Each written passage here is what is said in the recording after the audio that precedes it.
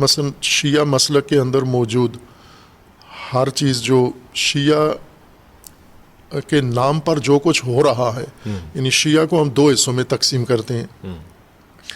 ایک شیعہ مکتب ہے، مذہب ہے، شیعہ تعلیمات ہیں، اچھا، جو جس کی بنیاد قرآن کریم ہے اور جس کی بنیاد اہل البیت علیہ السلام کی تعلیمات ہیں.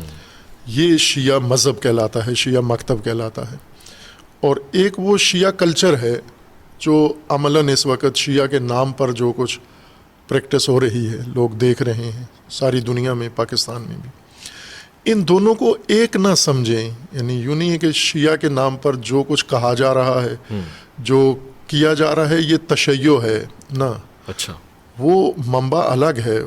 تشیع مذہب، تشیع مسلک، تشیع بطور مکتب، اس کی بنیاد قرآن ہے، اس کی بنیاد اہل البیت علیہ السلام کی سیرت ہے، اہل البیت علیہ السلام کی تعلیمات ہیں، رسول اللہ صلی اللہ علیہ وآلہ وسلم کی سیرت و سنت و تعلیمات ہیں جو موجود ہیں. یعنی اس کے جستجو کی کوئی قاف میں جانے کی ضرورت نہیں ہے، وہ ہمارے گھروں میں موجود ہیں. قرآن ہے، نہج البلاغہ ہے، اور سیرت کی کتابیں ہیں، حدیث کی کتابیں ہیں جو اہل البیت علیہ السلام سے مروی ہیں. اس میں تو ہم نہیں کہہ سکتے کہ، البتہ حدیث کی کتابوں میں ہر طرح کی حدیث ہے، کمزور حدیث بھی ہے، صحیح حدیث بھی ہے، تو وہ تو علماء نے زحمت کی ہے، صحیح اور کمزور کی تشخیص دے دی ہے. جی. لیکن جو کچھ ہو رہا ہے، عملاً انجام پا رہا ہے، اس کو ہم آنکھیں بند کر کے کہیں گے یہ سب کچھ مکتب اہل البیت ہے، مذہب اہل البیت ہے. نہیں ہے. بہت ساری چیزیں اہل البیت سے ان کا کوئی تعلق نہیں. مثلاً اس میں بہت ساری، مثلا یہی تفرقہ، فرقہ واریت ہے، یہی توہین ہے. اس کا تو اہل البیت سے، آپ اہل البیت سے کوئی، مثلا میں اکثر یہ حوالہ دیتا ہوں اور اس طرف غور نہیں کرتے لوگ کہ مثلا ہمیں اگر اختلاف ہے شیعہ کو اہل سنت کے، تو بنیادی مسئلہ تو امامت و خلافت کا ہے. جی. اور امیر المومنین خود مدعی کہ حق میرا ہے، اور شیعہ کا بھی بنیادی عقیدہ یہی ہے کہ امامت کا حق امیر المومنین کا ہے. جی. لیکن جو عملاً وقوع پذیر ہوا وہ یہ کہ خلفاء الگ طریقے سے انتخاب کر لیے گئے، تو امیر المومنین کا حق نہیں ملا شیعہ اعتقاد کے مطابق. اور امیر المومنین بھی یہی اعتقاد رکھتے تھے. لیکن اب امیر المومنین نے جو رویہ اپنایا، یعنی ان کا ایک حق نہیں ان کو ملا، حق تلفی ہوئی، اس پر امیر المومنین نے کیا عکس العمل دکھایا؟ چونکہ شیعہ کہتے ہی امیر المومنین کے پیروکار کی روش کیا تھی، ان کا تو طریقہ کیا امیر المومنین نے اس وقت کیا کیا؟ توہین شروع کر دی؟ نہیں. مخالفت شروع کر دی؟ جنگ شروع کر دی؟ کیا کیا؟ وہ جو امیر المومنین نے کیا وہی تشیع ہے، وہی رویہ. امیر المومنین تو ٹھیک ہے، یہ بات اپنی جگہ ہے کہ امیر المومنین خود بھی جانتے تھے حق میرا ہے، اور کہتے بھی تھے، اظہار بھی کرتے تھے. لیکن اب خلفاء و صحابہ کی توہین کہاں سے امیر المومنین کے کسی جملے سے؟ خطبے سارے ان کے موجود ہیں، احادیث ان کی موجود کبھی بھی ہیں. نہیں کی. اسی طرح ہم بعد میں چلے جائیں، امام حسین علیہ الصلوۃ والسلام. امام حسین علیہ السلام جب عمر ساری گزاری تو ذرا خلاف و خلفاء کے نظام میں گزاری. اس زمانے میں امام حسین علیہ السلام نے خلفاء کے خلاف یا صحابہ کے بارے میں کیا موقف اختیار کیا؟ بھائی کہ امام حسین علیہ السلام کے خطبے امیر المومنین کے خطبوں سے زیادہ واضح اور صریح ہیں کہ یہ حق میرا ہے، یہ خلافت و حکومت یہ میرا حق ہے یہ. لیکن اس کے باوجود جو خلفاء گزرے ان کے بارے میں نہ توہین کی، نہ گستاخی کی، نہ کچھ بھی نہیں کیا، نہ جنگ کی، کچھ بھی نہیں کیا، خاموشی سے اپنی زندگی گزاری. لیکن جب بنو امیہ آئے پھر امام حسین علیہ السلام خاموش نہیں بیٹھے. تو یہاں سے آپ کو ایک راستہ مل جاتا ہے کہ اگر آپ اہل البیت کے پیروکار ہیں تو آپ کو امام حسین علیہ السلام کی طرح یہ تشخیص کرنی ہے کہ کس کے خلاف بولنا ہے، کس کے خلاف نہیں بولنا. آپ نے اختلاف بے شک تھا، امام حسین علیہ السلام کو بھی تھا، وہ سب سے زیادہ صریح لہجہ والے تھے کہ یہ حق میرا ہے. کئی خطبہ منا ہے اور اس کے علاوہ دیگر امام علیہ السلام کے فرامین ہیں. لیکن جب بنو امیہ کی باری آئی تو وہاں پھر کوئی مصلحت سامنے نہیں رکھی. لیکن باقی موارد میں وہ ساری چیزیں مد نظر تھیں. تو امیر المومنین علیہ السلام نے اختلاف کے باوجود یہ روش نہیں اپنائی. اب اگر ہم یہ کہیں کہ شیعہ کہتے ہی اس کو ہیں جو توہین کرے تو یہ غلط معیار ہے.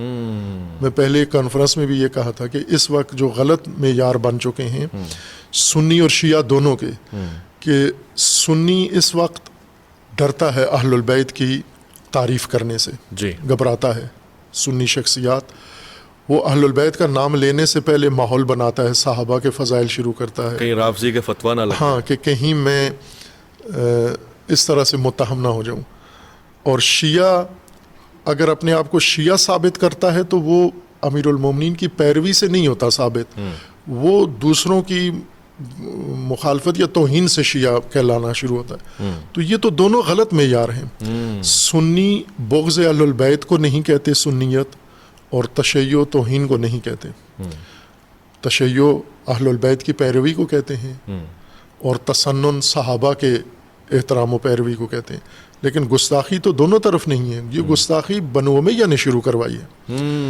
یعنی اگر ہم دیکھیں تو اہل البیت نہیں ہے بانی، سرے سے نہیں ہے، کبھی بھی نہیں ہے. اہل البیت نے یعنی شیعہ اعتقاد کے مطابق آج امام زمان، امام عصر اجل اللہ تعالی فرج و شریف وہ موجود ہیں. امام ان 12 ائمہ میں سے یا رسول اللہ صلی اللہ علیہ وآلہ وسلم سے لے کر امام مہدی علیہ الصلوۃ والسلام تک ایک جملہ آپ کسی امام سے توہین کا اخلاق سے گرا ہوا نہ مخالفین کے بارے میں کسی کے بارے میں نہیں سن سکتے. یہی تو سوال علامہ صاحب کہ جو شخصیات جن کے فالوورز ہیں آپ کے شیعہ حضرات، انہوں نے تو کبھی توہین نہیں کی، گستاخی نہیں کی، مگر شیعہ حضرات غالباً توہین جو آپ نے بتایا معروف اس حوالے سے. اب یہاں سے میں پوچھوں گا بھی اور میں چاہتا ہوں ربط رہے، اگر ایسا نہیں ہے اور یہ تعارف نہیں تو پھر یہ تبرہ نامی کیا شے ہے؟ یہ تبرہ کیا ہوتا ہے؟ تبرہ تو ایک واجب قرآنی ہے. قرآن کریم میں اللہ تبارک و تعالیٰ نے خود بھی تبرہ کیا ہے اور رسول اللہ کو حکم دیا ہے اور مومنین کو حکم دیا ہے. ان اللہ بری من المشرکین و رسول، اللہ بری ہے. اور اسی طرح حضرت ابراہیم خلیل علیہ الصلوۃ والسلام نے جب اعلان کیا کہ میں تبرہ اختیار کرتا ہوں، براءت اختیار کرتا ہوں، دوری آزر اور بت پرستی اور وہ شرک سے. اور اسی طرح قرآن کریم کی متعدد آیات ہیں جن کے اندر تبرہ کا حکم ہے، اور تبرہ واجبات میں سے خصوصاً حج کی تعلیمات میں لازم ہے کہ وہاں پر براءت اختیار کی جائے. تبرہ کا مطلب ہوتا ہے دوری، قطع تعلق، بیزاری اور اظہار بیزاری، لا تعلقی ظاہر کرنا. تولا کہتے ہیں تعلق ظاہر کرنا، تبرہ کہتے ہیں لا تعلقی ظاہر کرنا. یہ قرآنی مفہوم یا لغوی مفہوم تولا و تبرہ کا ہے، اور دونوں ہمارے دین کے واجبات میں سے ہیں. شیعہ مسلک میں تو یہ فروع دین میں سے ہیں، جو 10 فروع ہیں ان میں ایک تولا اور ایک تبرہ ہے. غالباً اسی کی آڑ میں توہین اور گستاخی. اب یہ جو قرآنی مفہوم ہے اس کا وہ تو ہے کہ آپ اللہ کے دشمنوں سے لا تعلقی ظاہر کریں، نا کہ ان کو گالیاں دیں.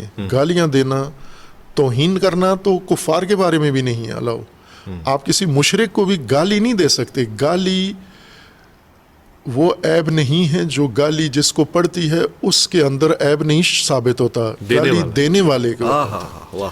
یعنی یہ پستی گالی دینے والے کی ہوتی ہے. اور قرآن نہیں چاہتا کہ مومن اللہ پہ ایمان رکھنے والے اتنے گھٹیا ہو جائیں. جس کے بارے میں گالی دینا چاہتے وہ شے بے شک گھٹیا ہے، لیکن آپ گھٹیا نہ بنیں، آپ اتنے نیچے نہ آئیں کہ آپ کی زبان سے فحش ظاہر ہو. چھوٹے خداؤں کو گالی دینے سے منع کیا ہے. تو ظاہر ہے کہ آپ اختلاف ضرور رکھیں، اختلاف کا حق ہے، اور اختلاف سے کوئی مشکل پیدا نہیں ہوتی.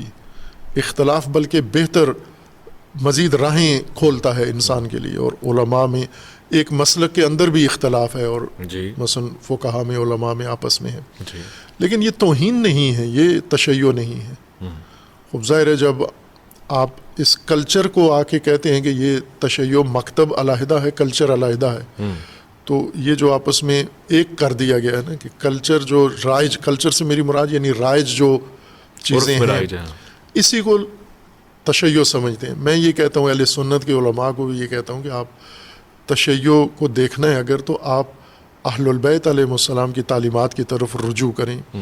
آپ نہج البلاغہ میں آپ کو تشیع ملے گا، آپ کو اہل البیت کی تعلیمات میں تشیع ملے گا. کافی میں مطالعہ کریں, صحیفہ سجادیہ ہے امام سید ساجدین علیہ الصلوۃ والسلام, توحید آپ وہاں دیکھیں آپ. لیکن آپ بھی جب تشیع دیکھنا چاہتے ہیں تو کسی ذاکر خطیب کا کلپ نکال کے آپ کہتے ہیں یہ تشیع, یہ تو تشیع نہیں ہے, یہ تو کاروبار ہے, یہ تجارت ہے, آپ کی غلط فہمی ہے. تو ظاہر ہے کہ ہم اگر آج مثلاً نکالنا چاہتے ہیں, ہم اپنی پوری قوم کو اس مخمصے سے نکالنا چاہتے ہیں, تو جن مشکلات میں یہ گھرے ہوئے ہیں تو پہلے وہاں سے نکالیں. تو میں خود بحیثیت شیعہ مسلمان اپنے آپ کو ذمہ دار سمجھتا ہوں کہ سب سے پہلے میں تشیع کو اس مخمصے سے نکالوں. اگر میں تشیع کو نہ نکال سکا تو میں دعویٰ کروں میں امت کو نکالوں گا, میں پاکستان کو نکالوں گا, میں فلاں. تو آپ پہلے اپنے گھر کو تو نکالیں نا مخمصے سے جس میں ہیں. یہ مثلا ہم دیکھیں, پہلے اپنی کمزوریاں پکڑیں. آیا تشیع کے پاس علمی بنیادیں کتنی مضبوط ہیں, نظریاتی بنیادیں کتنی مضبوط ہیں, اور باقی جو ایک مکتب کے لیے, ایک سسٹم کے لیے جو انفراسٹرکچر ہوتا ہے وہ کتنی مضبوط ہیں. تو پہلے ان کو آپ بنائیں اور جن مشکلات میں گھرے ہوئے ہیں ان سے باہر نکالیں. مثلا پہلی کوشش یہ ہوتی ہے نا کہ آپ چاہتے ہیں کہ آپ کا خاندان, جیسے ہمارے پنجاب میں یا دیگر علاقوں میں یہ کلچر ہے کہ کچھ خاندان آپس میں دشمنیوں کی وجہ سے تھانے کچہریوں اور عدالتوں میں الجھے ہوتے ہیں, نسل اندر نسل. ان میں ایک آدمی پیدا ہوتا ہے, وہ چاہتا ہے کہ اس ماحول سے نکلیں, کچھ میرا خاندان بھی ترقی کرے, ان کو باہر کی دنیا دیکھیں. تو وہ سب سے پہلے کرتا ہے کہ یہ تھانے کچہری کے چکر سے ان کو نکالے, کہ تاکہ یہ اپنی اصل بنیاد کی طرف آئیں اور آگے کی طرف سوچیں, اگلی نسلوں کی طرف. تو تشیع کو ضروری ہے, تشیع کو ترقی دینے کے لیے, تشیع کی بنیادیں مضبوط کرنے کے لیے, کہ تشیع کو اس فرقہ واریت کے مخمصے سے باہر نکالیں, یہ تھانے کچہری سے باہر نکالیں اس کو, تاکہ یہ اپنی توانائیاں اپنی ارتقاء اپنی نسلوں پر اور اپنے سسٹم کے اوپر مرکوز کریں, صحیح سمت پہ لگا سکیں. امامت کے اوپر. ان کا سسٹم امامت ہے, ٹھیک ہے, آج ان کے پاس امامت کے علاوہ سب کچھ ہے. اللہ اکبر, یہ بڑا دعویٰ ہے. میں سمجھ اس لیے پا رہا ہوں کہ بہت سے لوگ, خواتین و حضرات, عزیز و جانبن, اعتراضات کرتے ہیں. وہ پڑھتے ہیں دین اسلام کو, قرآن سے متاثر ہو جاتے ہیں, جب سنت کو دیکھتے ہیں سنتے ہیں متاثر ہو جاتے ہیں, مگر وہ کہتے ہیں یہ جو کتابوں میں ہے وہ عمل میں مسلمان کہاں ہے. غالباً علامہ صاحب یہی کہنا چاہ رہے ہیں کہ وہ جو حوالہ اہل بیت کا ہے وہ تشیع ہے, مگر جو نظر آ رہا ہے وہ رائج ہے. وقت میں ایک مختصر سے وقفہ